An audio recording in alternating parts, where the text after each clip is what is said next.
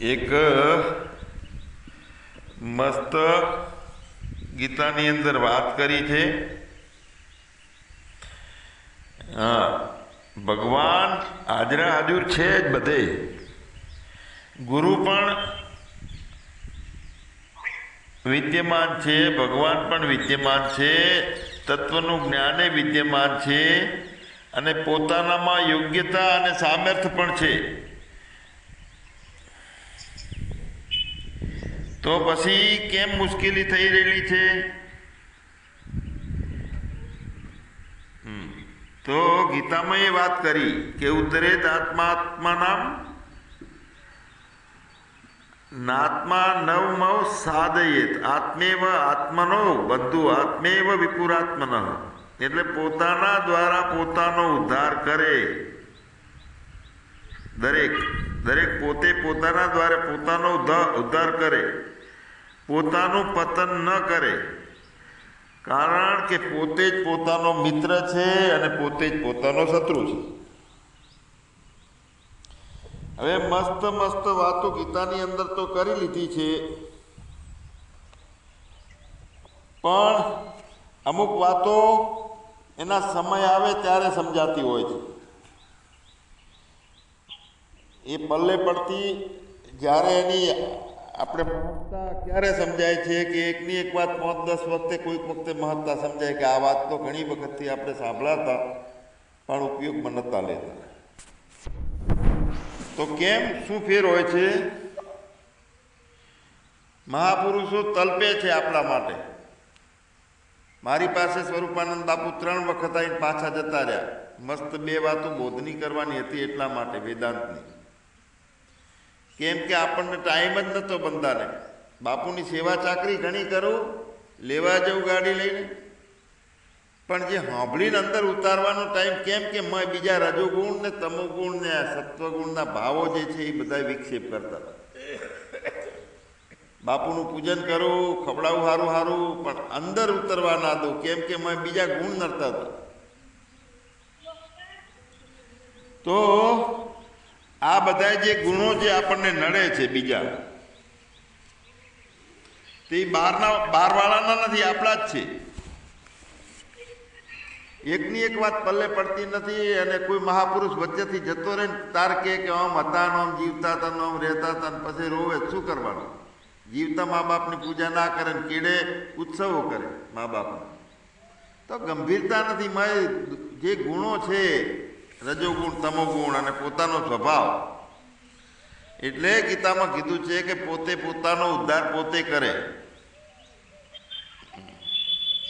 તો એ ગુણને સુધારવાનો છે તો શું કરવાનું? પહેલા પોતાની આદતો સુધારવાની છે. જો આદતો ઉપર આપણે લક્ષ નથી રાખતા ગંભીરતાથી, અને એ આદતો પોતાની રીતે જ્ઞાનમાં ગોઠવી અને ચાલુ રાખીએ આદતો, એટલે જે સુધારવાનું છે એ આપણને બગાડ કરનારું નીવડે છે. એટલે પોતાના સામું નજર કરવી કે ભાઈ મારે સ્થિરતા કરી અને પોતાનો ઉદ્ધાર પોતાનાથી કરવાનો છે, તો એવું તત્વ કેમ આત્મસાત થતું નથી? જો આપણો સ્વભાવ જે છે ને એ ભયંકર ઉપાધિઓ કરાવે છે. આપણે આપણા સ્વભાવને સુધારવા તરફ ધ્યાન આપવું જોઈએ. 5-10 વર્ષે જ્યારે સુધરે ને તારે એમ થાય કે ઓહો વચ્ચે ખોટી બળતરાઓ કરી, પહેલથી એ વખતે સુધારવાનું લક્ષ્ય આપ્યું હોત તો સારું હતું. પણ દુઃખી થઈને દુઃખ વોરી અને પછી એ બાજુ દ્રષ્ટિ જાય. એટલે જેવો આમ આદત હોય ને વર્ષોની, એ આદતમાં ઊંઘમાંથી ઉઠીને એ આદતો ચાલુ રહે.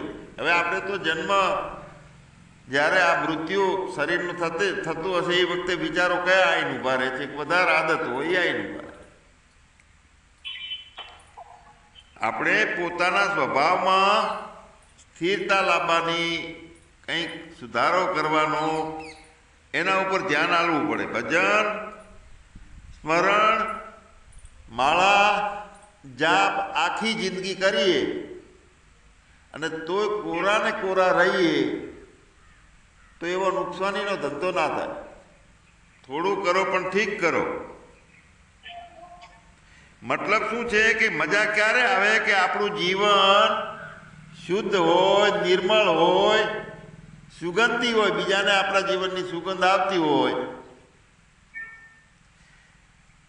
તો એ તો આપણા સ્વભાવ ઉપર જાય છે. હા, તો સ્વભાવમાં શું મૂળમાં ભાવ પડ્યા હોય છે કે બગડેલો કહેવાય? જો ભગવાનને તો આસ્તિક લોકો જ માને છે, નાસ્તિકો માનતા નથી. પણ આપણો સ્વભાવ આપણા જીવનની સુગંધ હોય તો નાસ્તિકો માને, નાસ્તિકે માને. બીજા સંપ્રદાયમાં જઈને ઊભા રહીએ તોય આપણી વાત સાંભળે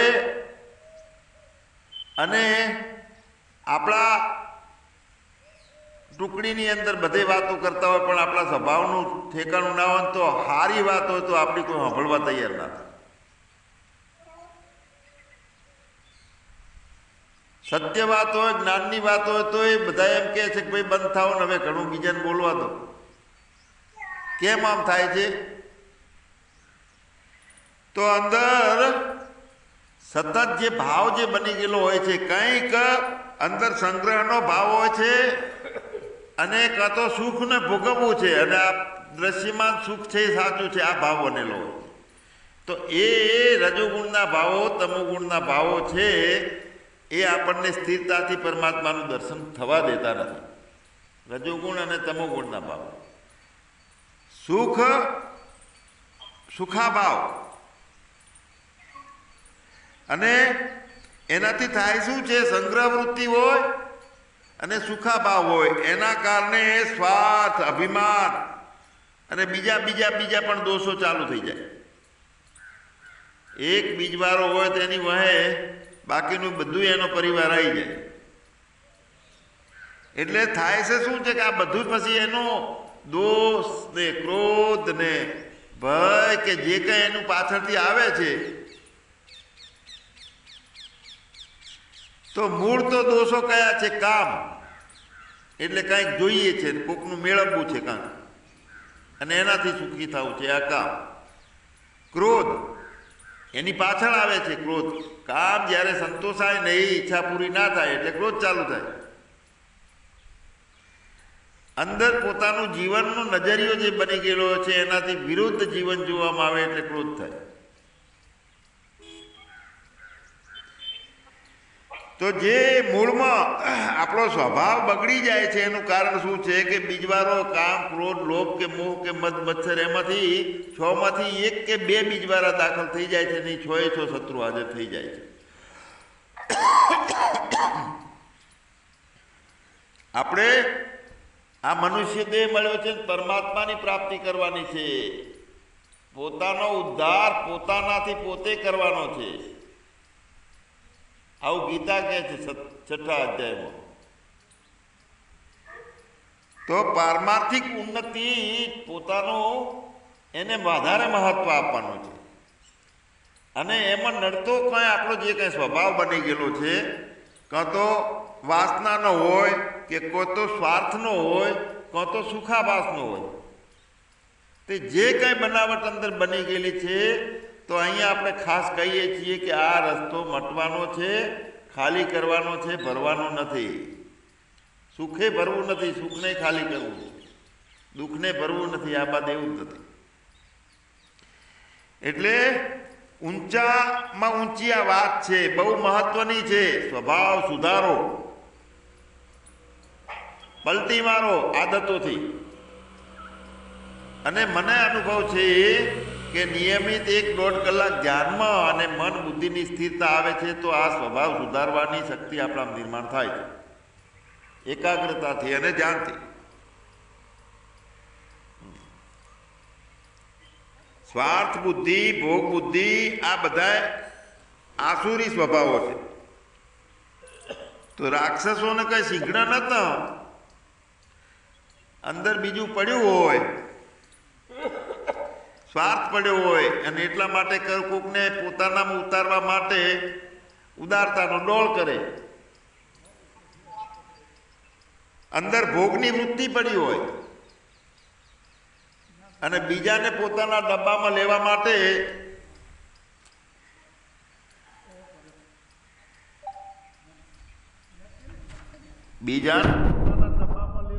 કરી અને ભોગ વૃત્તિ પડી હોય તો સારો સંસ્કારી છે એવો ભાવ કરે. 2 મિનિટ પ્રવચન રોકું છું. બહુ જીવનમાં અગત્યની વાત છે. પોતાની આદતો અને પોતાના સ્વભાવ પર લક્ષ્ય રાખી અને નવી બધી ખટપટો ઊભી ના કરીએ અને જેટલું ચિત્ત અને મન સ્થિર રહેશે એટલી ક્ષમતા વધે છે. આપણી પરમાત્માને ઝીલવું છે, પારમાર્થિક ભૂમિકા આપણામાં નિર્માણ કરવી છે. તો એ થશે કેવી રીતે? જ્યાં સુધી રજોગુણ આપણને ભમેડે છે અને ભમતા જ રહેશું તો ચક્કરિયું લેતું પાણી હશે, સ્થિર નહીં થાય તો ડોળ બેહે કેવી રીતે?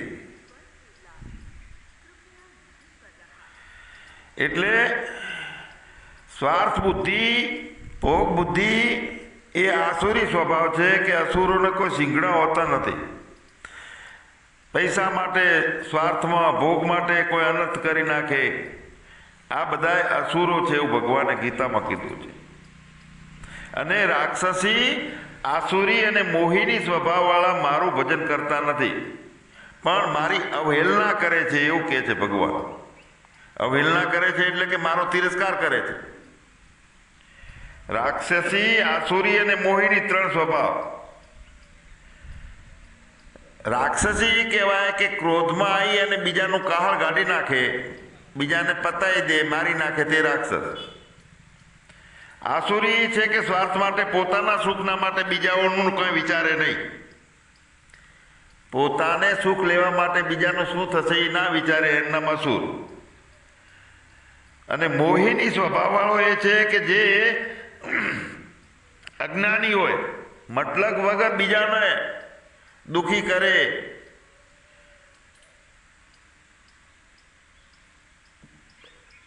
બીજાને નુકસાન કરે.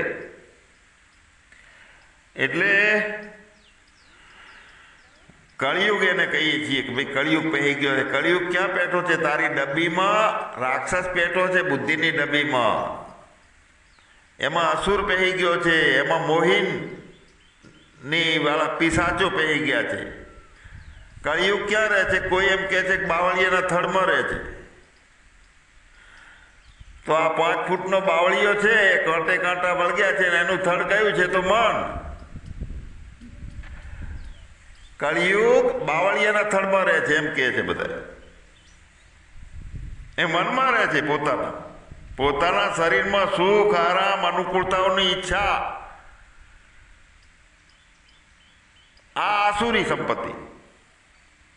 દેવી સંપત્તિ અને આસુરી સંપત્તિના ગુણોનું વર્ણન કર્યું છે 16મા અધ્યાયમાં.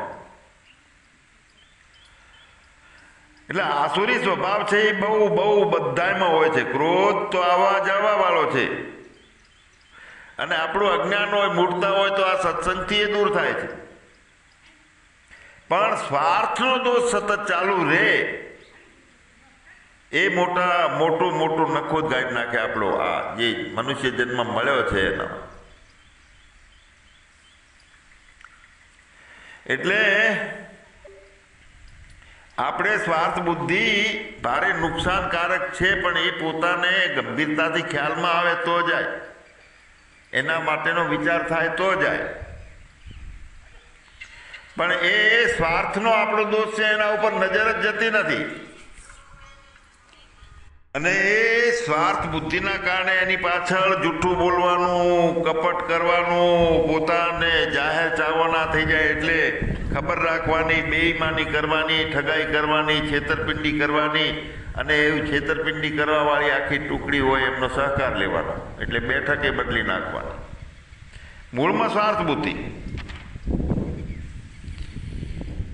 એટલે આપણો દ્રષ્ટિ એના ઉપર જતી નથી, આપણા સ્વભાવ ઉપર. અને એટલે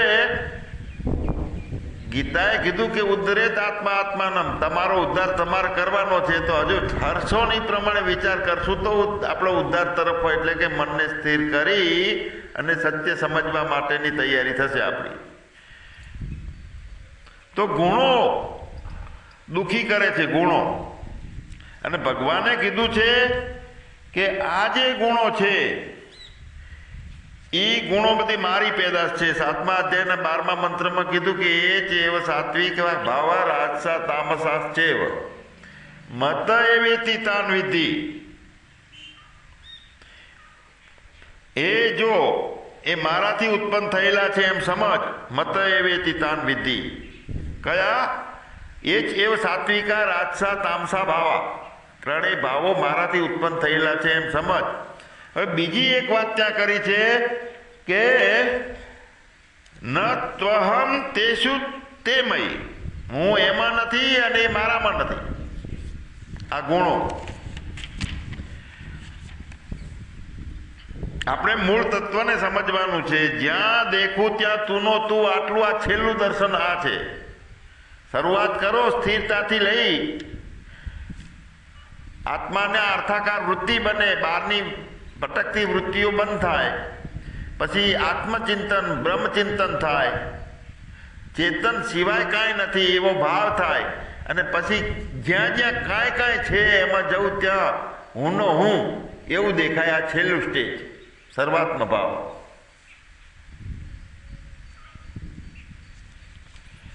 અને ગીતામાં કીધું છે કે આવો જે મહાત્મા છે વાસુદેવ સર્વમિતિ સ મહાત્મા સદુર્લભ. કેટલા જણાને ભગવાને ગીતામાં મારા પોતાના કીધા છે. આખી ગીતામાં જ્યારે વિભૂતિ યોગ છે તો એ વિભૂતિ યોગમાં કેટલાયને મારા કીધા છે.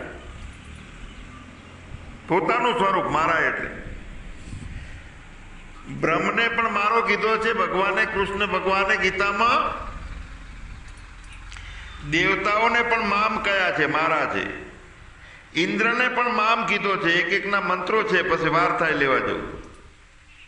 આપણી જે ઉત્તમ ગતિ છે એને પણ મામ કીધી છે.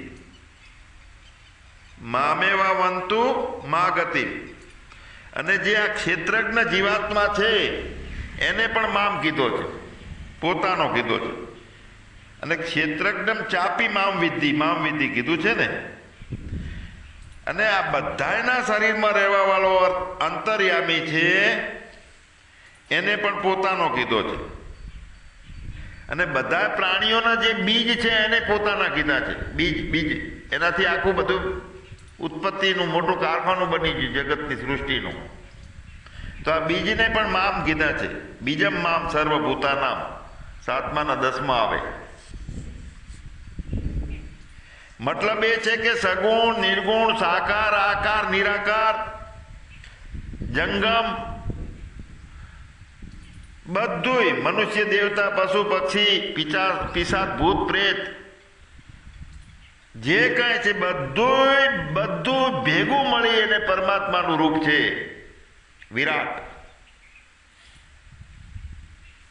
એટલે કે બધી જ વિભૂતિઓ છે પરમાત્માની, ઐશ્વર્ય છે, બધું. અને એ વિરાટ સ્વરૂપ છે એ મારું છે એમ કે છે પરમાત્મા. અને જ્યાં દેખું ત્યાં તુંનો તું આવી દ્રષ્ટિકોણ બની જઈ તો આવો મહાત્મા બહુ દુર્લભ છે. હવે ઠાગા ઠૈયા કરીને છપછપિયા કરવાથી મોતીડા ના મળે. અંદર ઉતરવા માટે ગંભીરતા જીવનમાં હોવી જોઈએ.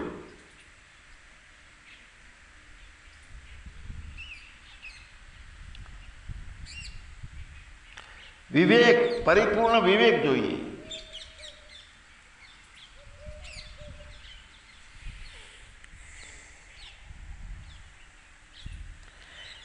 અને યથાર્થ જે જ્ઞાન છે ખુલ્લી બજારનો ખેલ, કે કાંઈ ખાનગી નથી. એકલાને બોધ કરાવી દઉં ને કોઈ કહેતા નહીં, બ્રહ્મ હત્યાનું પાપ ને આ બધા નાટકો છે. પરમાત્મા ખુલ્લો છે, ખુલ્લી આંખે દેખાય છે, કોઈ ખાનગી વાત નથી. મત પંથ સંપ્રદાયોમાં બધું ખાનગી ચાલુ કરી નાખે. અમારા મતની મહત્વ, અમારા સંપ્રદાયની મહત્તા ખાનગી પરમાત્મા દેખાડે છે.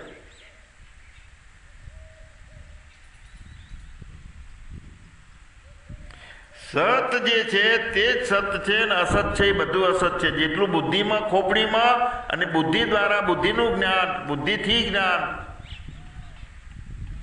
કદાચ નામ રૂપ અને ગુણને બાદ કરી અને વાતો કરી શકે, પણ અંદરનો બદલાવ જે પોતાનો સ્વભાવ આખો ગુણોથી ગુણાતીત કાયમ રહેવાનું અને ગુણ કોઈ સ્પર્શ ના કરે અંદર.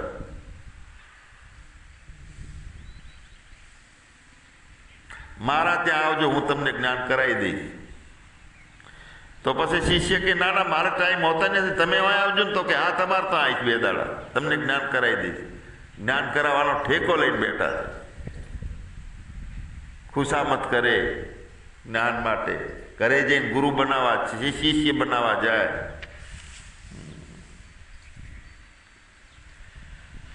એવી ખબર આપણને પડે કે આ સાત્વિક, રાજસ અને તામસ ભાવ ભગવાનથી પ્રગટ થયા છે, તો પછી હું એમનામાં નથી અને તેઓ મારામાં નથી. આ કઈ યુક્તિ?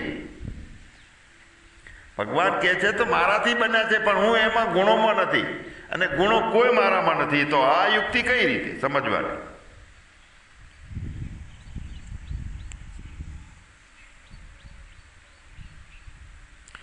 તો જાગ્રત, સ્વપ્ન, સુષુપ્તિ, તુર્યા અને તુર્યાતીત આ બધી અવસ્થાઓ આપણામાં છે.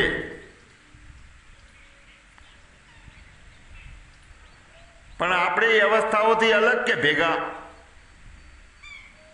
જાગ્રત અવસ્થા આપણી છે, આપણામાં છે, આપણામાં છે. સ્વપ્ન અવસ્થા આપણામાં છે, સુષુપ્તિ અવસ્થા આપણામાં છે, સમાધિ આપણામાં છે, મૂર્છા આપણામાં છે.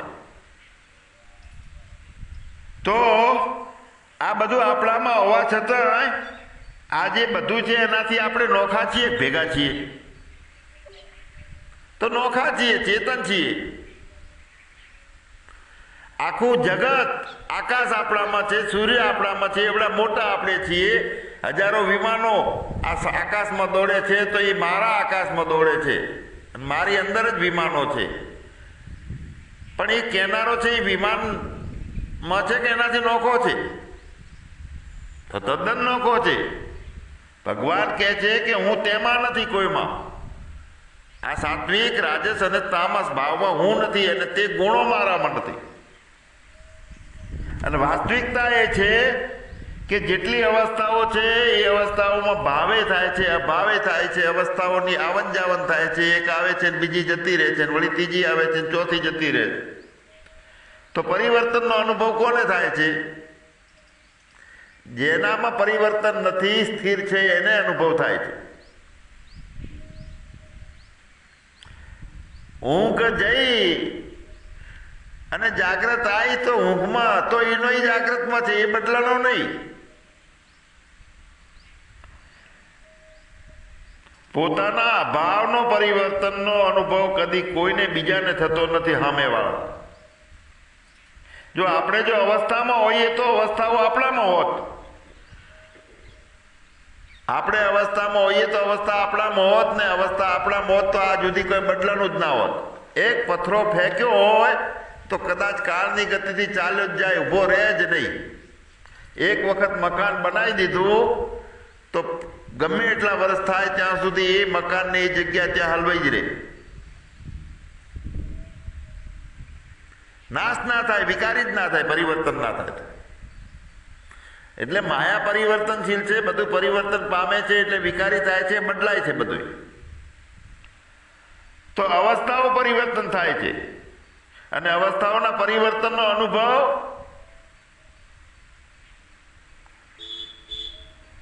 એ એની અંદર ભેગો નથી, નોખો છે. એટલે આ બધા ભાવો છે એ મારામાં નથી કે હું એમનામાં નથી. આ વાતને સમજવાની.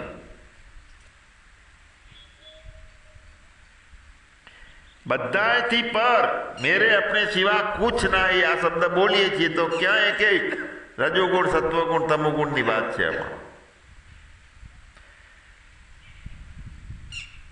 પણ પરમાત્મા તત્વ જે છે એ સ્વરૂપે અક્રિય છે, નિરાકાર છે. પણ જેટલું જેટલું સક્રિય છે એનું કેન્દ્ર બિંદુ કોણ છે, એનો આધાર કોણ છે? એ અક્રિય સત્તા છે, એ સક્રિયનો આધાર છે. એ અક્રિય સત્તા ના હોય, પરમાત્મા તત્વ ના હોય તો જેટલું સક્રિય જણાય છે એનું કોઈ અસ્તિત્વ જ ના હોય. કેવી રીતે જોવે છે આંખ? આ જીભ કેવી રીતે ખાય, રસ ચાખે છે, બોલે છે મોઢું, જીભ. તો ઉપનિષદને બધું આના જવાબો આપ્યા છે. કેન ઉપનિષદમાં મન દોડે છે, જાય છે, બીજે ઊભો થાય છે, તો કોની સત્તાથી? કોની સત્તાથી આંખ જોવે છે? એવું કારખાનું કોઈ બન્યું નથી કે એની અંદર ક્લિપ ભરી નાખી એટલે આંખ જોવાનું ચાલુ કરી નાખી, જેમ મેમરી કાર્ડ ભરાઈએ વાગે, એવું તો કઈ બન્યું નથી. બધી સત્તાઓનું કેન્દ્ર કોણ છે? તો તે જે સત્તા છે, જ્યોતિ શ્યામ અપી તજ્યોતિ પરમ જ્યોતિ, બધી સત્તાઓનું કેન્દ્ર. અને એ બધી સક્રિયતા અને અક્રિય તત્વથી જ આવે છે. બધી સુષુપ્તિ અવસ્થા, જે અવસ્થાઓ,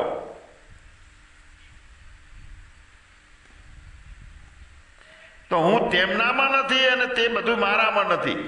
3 ગુણો એવું કહીને ભગવાને એક ભાવ પ્રગટ કર્યો છે. એક દશા આવી હોય એમ, જલ કમલવત. અને બીજું કઈ મિથ્યાચન બન્યું જ નથી. એની સત્તા માનીએ અને આપણે 5.5 ફૂટના બની ગયા છીએ, એની સત્તા માનીએ તો બે ભેળસેળ થાય છે.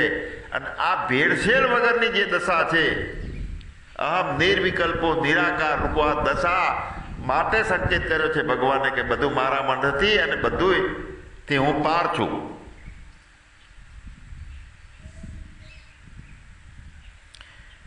જ્યાં દેખું ત્યાં તું નો તું, એવી દ્રષ્ટિ નથી થતી.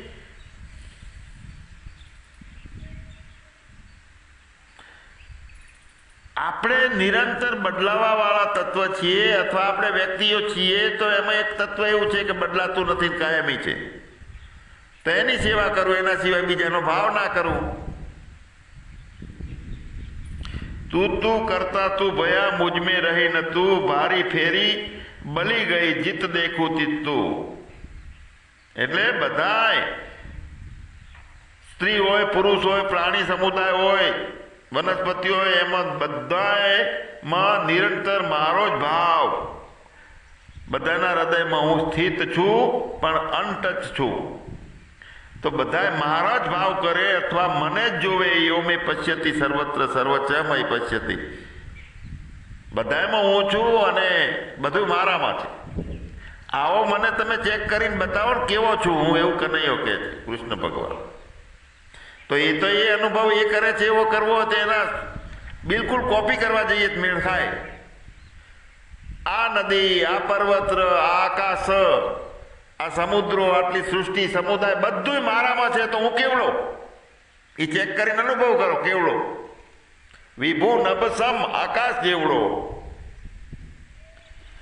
અને આ આશ્રમમાં હું છું, મંદિરમાં હું છું, ઘરમાં હું છું, મેવુમાં હું છું, આ ગામમાં હું છું, તો એ હું કેવડો? તો 5.5 ફૂટ જન્મ્યો હતો ને એમ દુઃખી થાય છે, મરવાનો છે, પાપ પુણ્ય ભેગા કરવાનો છે.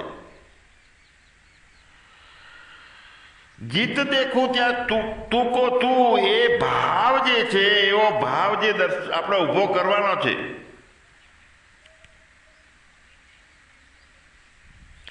તો શરીરમાં પરમાત્મા એ છું રૂપથી છે, અને આખા સર્વત્ર જગતની અંદર પરમાત્મા છે રૂપે છે.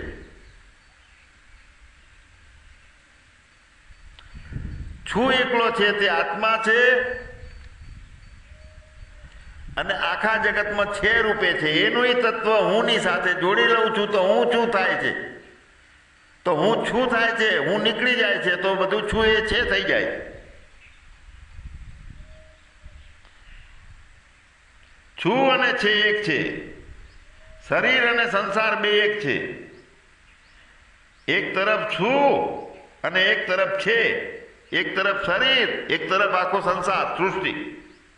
બંનેની વચમાં શરીર, ઇન્દ્રિયો, મન, બુદ્ધિ અને એમનો વિષય. કયો વિષય? હું પણ. એક બાજુ શરીર ને એક બાજુ આખો સંસાર, બંનેની વચ્ચે હું પણ છે. અને એમાં અજ્ઞાન પેઠું છે. પરમાત્મા તો એમને ચોખ્ખે ચોખ્ખો રહ્યો છે. વચ્ચે આ ભૂત નહીં મનુષ્ય કે પુરુષ કે નહીં સ્ત્રી, પણ વચ્ચેનો જે હોય તે પહેરી ગયો વચ્ચે.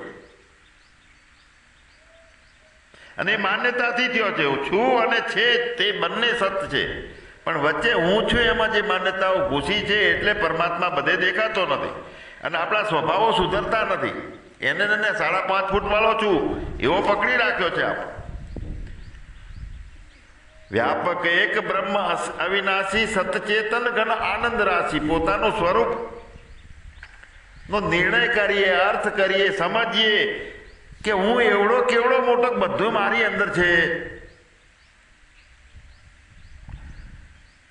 તો બધું મારી અંદર છે. તો બધા માણસો જાગે છે, ઊંઘે છે, હુએ છે, સ્વપ્નમાં જાય છે, એ બધું એની અંદર છે. પણ એ ઊંઘતો નથી, એ સ્વપ્નમાં જતો નથી, એને અવસ્થાઓ નથી કોઈ. જ્યારે બધું કઈ ભગવાન જ છે તો પછી આ સંસાર ક્યાંથી આવ્યો અને આખો આ જીવડો બની સંસારના બંધનમાં કેવી રીતે પડી ગયો?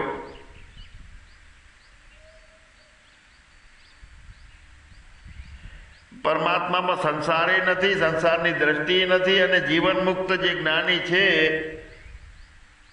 ભગવત પ્રેમી છે, મહાત્મા છે, એની દ્રષ્ટિમાં ભગવાન છે અને સંસારે છે. પરમાત્મામાં સંસાર નથી. અને સાક્ષીમાં સંસાર જેવું છે પણ માન્યતાઓ નથી એની કે હું બીજું છું ને બીજું છે એ દુઃખી કરશે. એ માન્યતાઓ તો અજ્ઞાની જીવને છે. બધી માન્યતાઓ તોડવાની છે. બધે ભગવાન છે તો વાસ્તવિક હોવા છતાં સમજમાં કેમ નથી આવતો? તે જે સમજમાં આવે છે ને એ વચ્ચે વાળો છે, એને આવે છે. પરમાત્માને સમજણ નથી, સમજમાં આવતો નથી.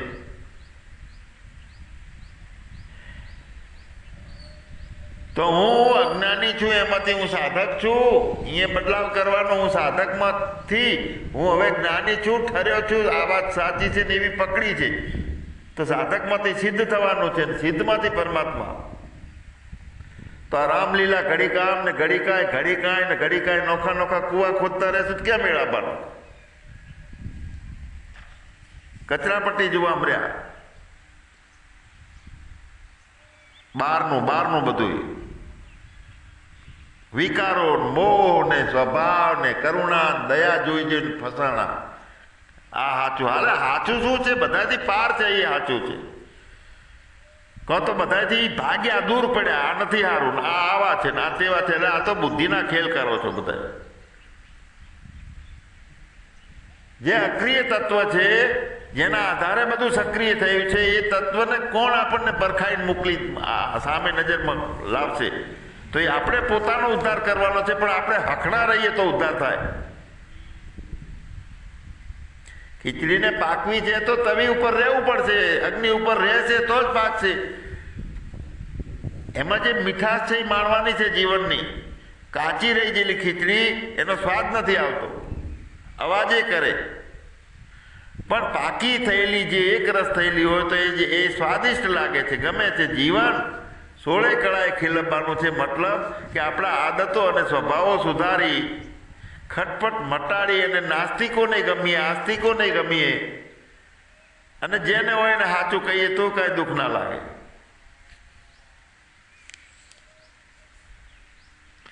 આપણને બધાથી નોખા સમજી લીધા છે પરમાત્માથી, અને વ્યક્તિ ભાવ દાખલ થઈ ગયો છે. અને બુદ્ધિશાળી છીએ આપણે.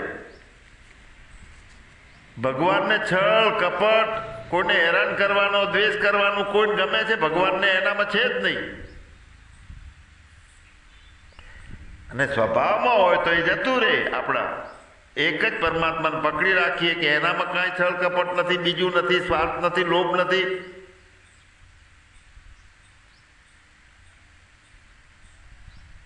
પોતાનામાં ના હોવું જોઈએ અને પોતાના સ્વભાવમાં આવી જતું હોય, સતત પરમાત્મા પકડેલો હોય ને તો એ તો ઝેરની કોથળી કાઢેલા નાગની જેમ કોઈ અસર ના હોય.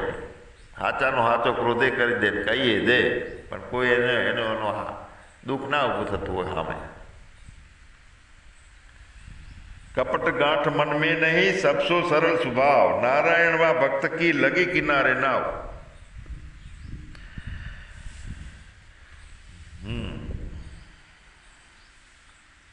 નિર્બળનો બલરામ છે. આપણે આપણું બધા હથિયારો હેઠળ નાખી દઈએ ને, હું પણ આમાં, અને ઓગળી જઈએ, પગરવાનું બંધ કરીએ, ખાલી થઈ જઈએ, ખખડવાનું બંધ કરીએ, શાંત થઈ જઈએ. નિર્બળનો ભંડાર છે. આપણું બળ છે ત્યાં સુધી પરમાત્મા પ્રગટ નથી થતો. સચ્ચિદાનંદ ભગવાનની જય. સદગુરુ દેવની જય. ઓમ